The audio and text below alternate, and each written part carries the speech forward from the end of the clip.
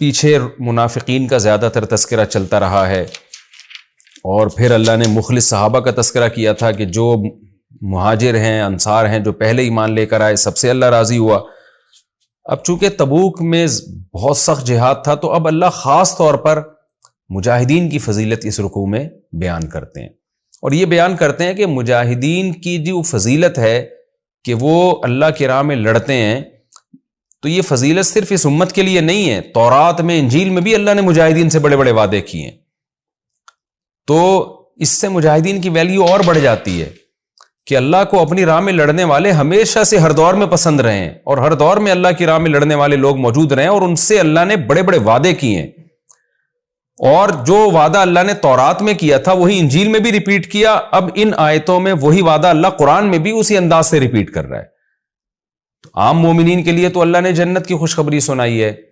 کہ جو نماز پڑھتے ہیں جنت میں جائیں گے، اور جو روزہ رکھتے ہیں جنت میں جائیں گے، ساری خوشخبریاں قرآن میں۔ مجاہدین سے جو اللہ نے جنت کا وعدہ کیا اس کا انداز بالکل الگ ہے۔ اس کا انداز کیا ہے؟ قرآن کہہ رہا ہے اللہ نے مومنین کی جان اور مال کو جنت کے بدلے میں خرید لیا ہے، یعنی یہ بڑا ہی ایک خوبصورت انداز ہے کہ گویا اللہ مجاہدین سے کہہ رہے ہیں کہ میری تو تم سے بارگیننگ ہوئی ہے، کیونکہ دیکھیں جو نمازی ہے نا وہ اپنے آپ کو اللہ کے لیے بیچتا نہیں ہے، بلکہ وہ آئے گا ایک مخصوص ٹائم پہ نماز پڑھے گا، اس کے بعد اپنے بیوی بچوں میں مشغول ہو جائے گا، گھر چلا جائے گا، اس میں اس کی جان کا خطرہ نہیں ہے۔ جو حج کرنے والا ہے اس میں جان کا خطرہ نہیں ہے، وہ جائے گا زندگی میں ایک بار حج کرے گا، مشقتیں اٹھائے گا، غالب یہی ہے کہ سلامتی کے ساتھ واپس لوٹ آئے گا، اپنے جتنے جسم کے اعضاء لے کر گیا تھا سارے کے سارے واپس اسی طرح، 2 ہاتھ 2 پاؤں آنکھیں سب وہی سب کچھ ہوگا اس کے ساتھ۔ اسی طرح جو روزہ رکھتا ہے وہ بھی ایک ٹائم تک ایک عبادت کرتا ہے، اس کے بعد وہ آزاد ہو جاتا ہے، اس روزے سے ثواب مل جاتا ہے اس کو روزے کا، نہ اس کی جان جاتی ہے اس میں، نہ کوئی بہت زیادہ مال جاتا ہے۔ زکوٰۃ میں بھی ایک مخصوص قسم کا مال اللہ کی راہ میں دیا جاتا ہے۔ لیکن مجاہد کیا کرتا ہے؟ وہ اپنی جان ہتھیلی پر رکھ کر لڑتا ہے، اس میں اس کا بھی خطرہ ہے پوری جان چلی جائے، اس کا بھی خطرہ ہے ہاتھ پاؤں سے معذور ہو جائے۔ ایسے لوگ بھی ہیں جن کے گولی یہاں آ کے لگی اور دونوں آنکھیں نکل کے باہر آ گئیں، ساری زندگی کے لیے نابینا ہو گئے۔ ایسے لوگ، ایسے واقعات بھی ہوئے ہیں حدیث کی کتابوں میں، تاریخ کی کتابوں میں، سیرت کی کتابوں میں ہمیں ملتے ہیں کہ ایک مجاہد کے ساتھ کیا ہوا۔ میں نے عبداللہ ابن مبارک رحمہ اللہ تعالیٰ کی کتاب میں یہ واقعہ پڑھا، انہوں نے روایت ذکر کی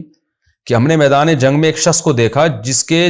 مسلمان کو دیکھا، مجاہد کو، جس کے دونوں ہاتھ اور دونوں پاؤں کٹ گئے۔ آپ سوچو وہ میدان جنگ میں پڑا ہوا ہے زمین پہ اور دونوں ہاتھ اور دونوں پاؤں کٹ گئے، لیکن کون سی آیتیں پڑھ رہا ہے؟ من الذین انعم اللہ علیہم من النبیین والصدیقین والشہداء والصالحین، یہ آیتیں پڑھ رہا ہے خوشی سے کہ ان لوگوں میں سے اللہ نے مجھے شامل کر دیا جن پر اللہ کا انعام ہے، جو پیغمبروں میں سے ہیں، صدیقین میں سے ہیں، صلحاء میں سے اور شہداء میں سے ہیں، والشہداء والصالحین، تو اللہ نے مجھے بھی ان لوگوں میں شامل کر دیا، انعام یافتہ لوگوں میں، یہ قربانی لے کے۔ تو مجاہد کی قربانی اور اس کا رزق بہت زیادہ ہوتا ہے، اس کی جوان بیوی بیوہ ہونے کا خطرہ، اس کے بچے یتیم ہونے کا، یعنی جہاد سے بڑھ کر اللہ کے لیے کوئی قربانی ہو نہیں سکتی اس سے زیادہ، یعنی عشق اور محبت جو اللہ سے ایک محبت کا اظہار ہے نا، اس کا اس سے زیادہ بہترین کوئی طریقہ ہو نہیں سکتا۔ لہذا اللہ کہہ رہے ہیں کہ ہم مجاہد کے لیے جب جنت کی خوشخبری سنائیں گے تو ہمارا انداز کچھ اور ہوگا۔ وہ انداز کیا؟ بھائی آؤ ہم سے بارگیننگ کرو، ایگریمنٹ کرو، تمہاری جان ہماری اور اس کے بدلے میں جنت تمہاری۔ تو اس لیے یہ ایک الگ انداز ہے کہ بھائی اب تم اپنی جان کے مالک تھوڑی ہو، تم تو ہمیں دے چکے اپنی جان۔ تو مجاہد کی فضیلت ہے کہ روزے دار اپنی جان اللہ کے حوالے نہیں کرتا، نمازی نہیں کرتا، مبلغ نہیں کرتا، لیکن مجاہد اپنی جان اللہ کے حوالے کر دیتا ہے۔ تو اللہ نے اس انداز سے قرآن میں اس آیتوں کو دہرایا اور بتایا کہ ہم نے اسی انداز سے تورات اور انجیل میں بھی وعدہ کیا ہے، تو کیا قرآن کو ہم اس وعدے سے کیسے چھوڑ سکتے تھے، خالی کر سکتے تھے؟ تو جس انداز سے تورات میں موسیٰ علیہ السلام کی زبان سے اللہ نے وعدے کو دہرایا مجاہدین کے لیے، انجیل میں نازل کی، اور عیسیٰ علیہ السلام نے اس وعدے کو دہرایا، تو ہم قرآن کا بھی اب ان آیتوں کو حصہ بنا رہے ہیں اور قرآن میں بھی ان کی تلاوت کی جائے گی۔ وہ کیا ہے؟ ان اللہ اشترا، بے شک اللہ خرید چکا ہے، یعنی یہ ماضی میں یہ کام ہو گیا ہے کہ اللہ نے مومنین سے انفسہم و اموالہم، ان کی جانوں اور مالوں کو خرید لیا ہے، بِأَنَّ، اس طور پر کہ لہم الجنہ، اب ان کے لیے جنت ہے۔ وہ اپنی جان کے مالک نہیں، مال کے مالک نہیں، وہ ہماری ہو گئی اور اس کے بدلے میں ہم نے اپنی جنت ان کے حوالے کر دی۔ اب کیسے خریدا ہے اس کی ڈیٹیل اللہ بیان کر رہے ہیں کہ اس انہوں نے جو اپنی جان کو ہمارے لیے بیچ دیا تو کیا کریں؟ اپنے آپ کو رسیوں سے باندھ دیں؟ کیا کریں بھائی وہ؟ یا کوئی مخصوص قسم کی عبادت شروع کر دیں؟ نہ اب کرنا کیا ہے انہوں نے؟ یقاتلون فی سبیل اللہ، فرمایا اب یہ لوگ چونکہ اپنی جان کو بیچ چکے ہیں لہذا یہ اللہ کی راہ میں قتال کرتے ہیں، لڑتے ہیں۔ فیقتلون، اللہ کے دشمنوں کو میدان میں قتل کرتے بھی ہیں، ویقتلون، اور قتل کیے بھی جاتے ہیں۔ یعنی یہاں بھی اللہ نے قتل کرنے کا تذکرہ پہلے کیا ہے، یہ بتانے کے لیے کہ اصل ہدف تو ان کا یہ ہوتا ہے دشمن کو نقصان پہنچانا، لیکن ظاہر ہے دشمن کو نقصان پہنچانا اس وقت تک ممکن نہیں ہے جب تک اپنی جان کا رسک نہ لیں، تو نتیجے میں خود بھی قتل ہوتے ہیں۔ یعنی یہ ان کی عادت ہے کہ قتل کرنا اور قتل ہونا، ضروری نہیں کہ سارے قتل ہو جائیں، تو ممکن نہیں ہے اور اس سے تو اسلامی ختم ہو جائے گا۔ ایک عادت بیان کی جا رہی ہے کہ جذبہ ان کا یہ ہوتا ہے کہ ہم نے دشمن کو قتل کرنا ہے اور اس کے لیے اپنی جان کو اپنی جان کا رسک ہم نے لینا ہے۔ وعدن علیہ حقا، یہ اللہ پر وعدہ ہے۔ دیکھیں اعلیٰ ضرر کے لیے آتا ہے، گویا اللہ نے اپنے اوپر ایک واجب کر لی، ایک چیز اپنے اوپر ایک ذمہ داری ڈال لی ہے۔ وعدن علیہ، یہ وعدہ اللہ کے اوپر آ گیا ہے، حقا، سچا وعدہ ہے، بالکل پکا وعدہ ہے۔ اور یہ فی التوراتی، تورات میں بھی ہے، والانجیلی، انجیل میں بھی ہے، والقرآن، اور قرآن میں بھی ہے، جیسے کہ تم پڑھ رہے ہو۔ ومن اوفا بعہدہ، اب اللہ مجاہدی کو خوشخبری دیتے ہیں کہ جو مجاہد اپنے اس عہد جو اس نے اللہ سے کیا ہے اس کو پورا کرے گا۔ یہ ہر مجاہد کا اللہ سے عہد ہوتا ہے، چاہے وہ زبان سے نہ بھی کرے۔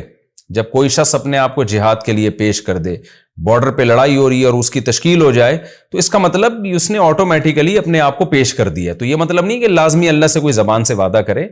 یعنی جب اس نے اپنے آپ کو پیش کر دیا تو اب وہ بھرپور طریقے سے جب لڑے گا تو اس کا مطلب